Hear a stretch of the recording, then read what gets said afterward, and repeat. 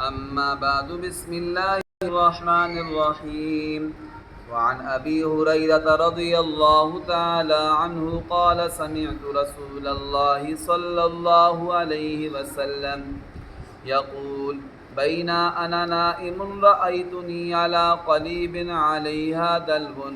فنزعت منها ما شاء الله ثم أخذها ابن أبي قحافة فنزع منها ذنوبا أو ذنوبين وفي نزعه ضعف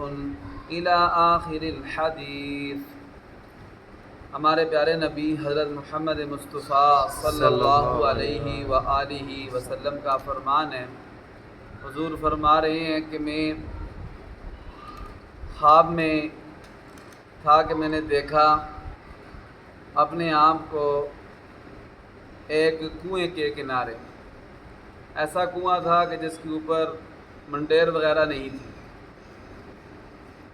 اور ایک ڈول تھا وہاں پر، تو میں نے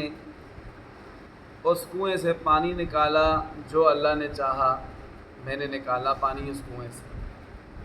پھر اس کے بعد اس ڈول کو ابن ابی قحافہ نے لیا۔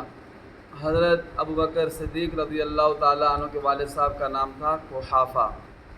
تو یعنی حضرت ابوبکر صدیق رضی اللہ تعالیٰ عنہ پھر وہ ڈول لیا اور ایک یا دو ڈول پانی کے نکالے، اور حضور فرما رہے ہیں کہ ان کے اس پانی نکالنے کے اندر تھوڑی کمزوری تھی، ضعف تھا۔ اس سے مراد یہ ہے کہ حضرت ابوبکر صدیق رضی اللہ تعالیٰ عنہ کی خلافت مراد ہے۔ حضرت ابوبکر صدیق رضی اللہ تعالیٰ عنہ نے 2 سال اور 3 مہینے خلافت کی ہے، حکومت کی، اور جو حضور نے فرمایا کہ میں نے حضرت ابوبکر کی اس ڈول نکالنے میں کمزوری دیکھی ہے، تو اس سے مراد یہ ہے کہ اس خلافت کی ایک تو مدت تھوڑی تھی، دوسرا یہ تھا کہ حضرت ابوبکر صدیق رضی اللہ تعالیٰ عنہ کے دور خلافت میں بہت سارے فتنے تھے۔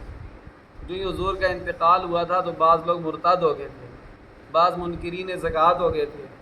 اور ایک مسلمہ کذاب اس نے نبوت کا دعویٰ کر دیا تھا، وہ بھی فتنہ تھا۔